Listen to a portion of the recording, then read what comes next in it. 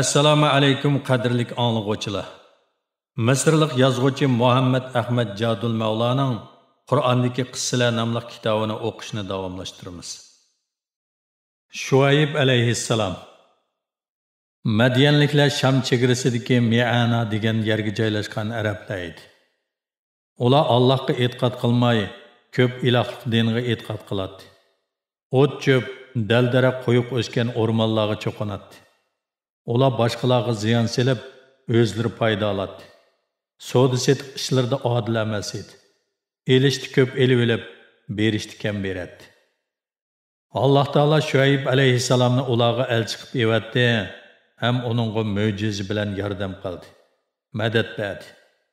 Shuayb alayhissalom Madyanliklarga Allohga e'tiqod qilish, ishda odil bo'lish haqida tashviq qildi.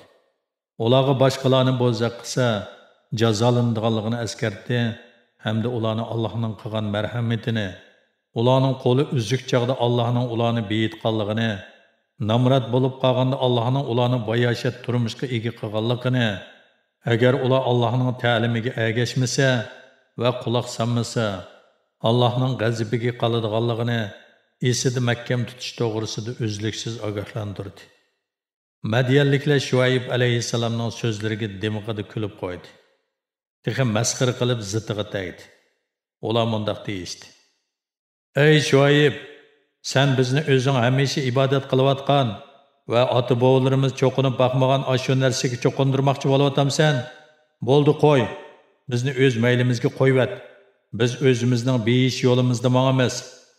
Sen zerak, o'shqallang joyida odam. Azaldan ko'ngil ko'ksin keng. Sen qanday qilib bizning burunli odatlangan ham davomlashtirib kelayotgan qonunimizni amaldan qoldira olaysan? Shuayb alayhissalom bu gaplarga ochiqlanmay, muloyim holda ular bilan munozirlashdi. U ularning yaxshi ko'radigan narsalarini hurmat qiladi.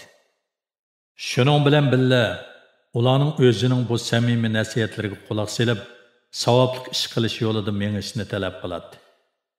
U ular bilan inoq o'tgan chaqlarda endi fursat keldi deb bilib, ularga o'zining dalil isbotga ham Allohning iltifotiga erishganligini, shuning uchun ular bilan bir eqimda ish qilolmaydiganligini, o'z mas'uliyatidan voz kechmaydiganligini tushundiradi. U Allohning uningga hidoyatdan bishorat berganligini, haqiqatni o'rgatganligini va mehr shafqat qilganligini, shunga bu bishorat bilan haqiqatni hormay talmay tashviq qiladiganligini jakolaydi. Ammo ularni qabul qilishga hargiz zo'rlamaydi. Balki ixtiyor qilgan holda bay'at qilishni talab qiladi.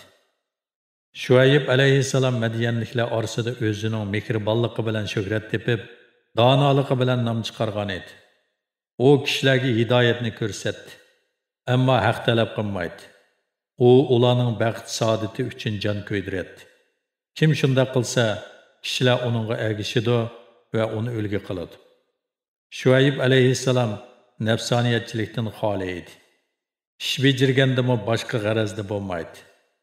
Uning so'z harakatlari qusursiz bo'lsa-mu, lekin o'zining qilgan nasihatlaridan kishilarning bezar ekanligini va uningga zid yo'l tutayotganligini his qilib turadi.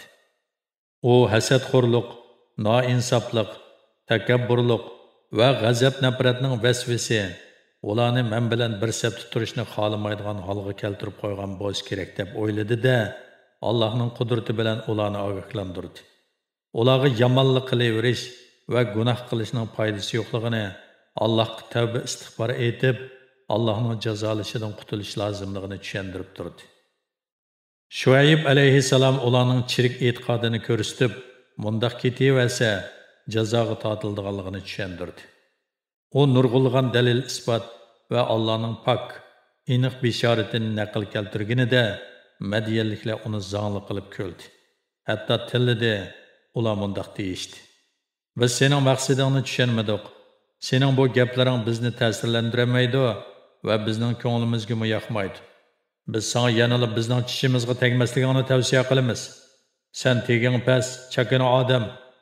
Mang ko'zimizda yo'qol. Bo'lmasa ko'gilgingni ko'rsatamiz. Ammo Shuayb alayhissalom ularning o'ktamliklariga qilcha bosh egmadi. Soxtalikqa haqqoniyat bilan taqobil turdi. Yalğan yavdaq əfsanələrə pakit arqılıq rədiyə bədi. Allah'ın yar yüləkdə buluşu bilan onun şicaəti açdı. Royu cüş urdu. O mədiyənliklərə öz qəbiləsinin onca ola güclük bulmasıma, lekin ular Allah'a etiqad qılğanlığı üçün şicaət və güc-qüvvət tapqanlığını etdi. Ondan sizlər nima üçün meni haqiqatga ko'ngil bo'lib Allah'a itoat qilg'ili qo'ymaysizlar? O bizning eng yaxshi qarorgoyimizdir dedi. Madiyanliklarning tahdidi onun gücünü acizlaştıranmadı yoki onun iradesini təvirtənmədi. O, Mədiyənliklər xalığanca ziyankeşlik qılsımı və onu haqaretlisimi, bütün vücudu bilan öz təşəbbüslərini təşviq qılayveradiganlığını, məqsədiga yetməgicha toxtamaydiganlığını bildirdi. O, Allah'ın qəlbi qiladiganlığı işindiganlığını, Allah'a əgişini şərt deb biladiganlığını aytdi. Mədiyənliklərning qilayotgan ishlari Allah'a aydın idi. Allah Taala hammani bilguvchidir.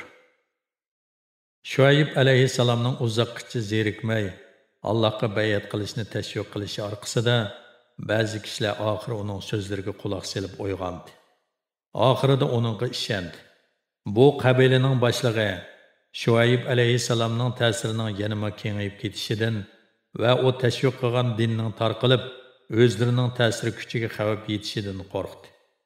Shu vajidan bu qabilaning boshliqlari Şuayb alayhissalomga shuningdek uning yoranlariga tahdid silib, agar sizlar asldagi mazhabinglarga qaytib kelmasanglar, sizlarni qo'g'lab chiqaramiz deyishdi.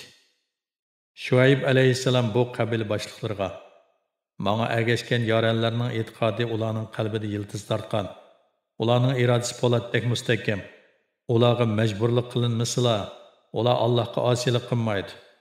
Ular Alloh taolo tarafidan qutuldirib olindi. Ular qaytadan gunoh qilishni xohlamaydi.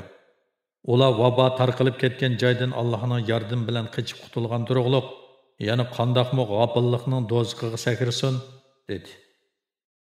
Şuayb alayhissalom qolgan odamlarni hidoyatga boshlashdan umid uzdi. Faqat ularning Allohga ishonmaslikda tarsaliq darajasiga berib yetganligini isbotlagan edi. Shunga Şuayb alayhissalom ularga jazo berish to'g'risida Allohdan yordam talab qildi va Allohdan ularga tegishli adabini berishni o'tindi.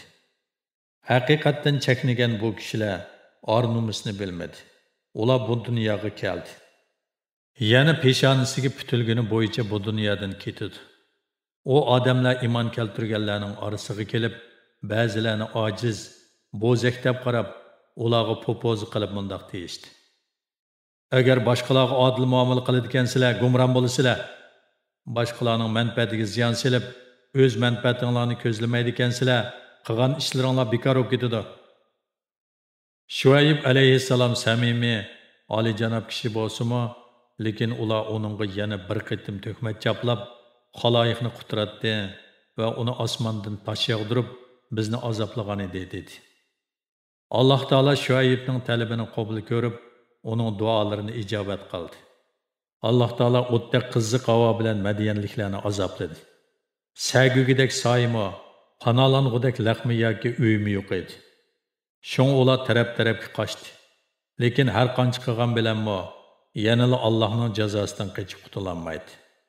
Ular bir parcha bulutni ko'rsa, uning ostiga to'plashib olib, uni issiqdan va quyoshning qiziq taplidan saqlanishdagi panohjoy qilmoqchi bo'lishadi. Bu gumrohlar bulut ostiga to'plashib bo'lgandan keyin bir dil o't yolqini taraf-tarafga chachirab, osmondan guldirilgan ovoz anglandi-da, dastlab turgan yer tavrab ketdi. Ondan ko'zni yumib ochqicha ularning jini tenidan judo bo'lib hammasi o'ldi.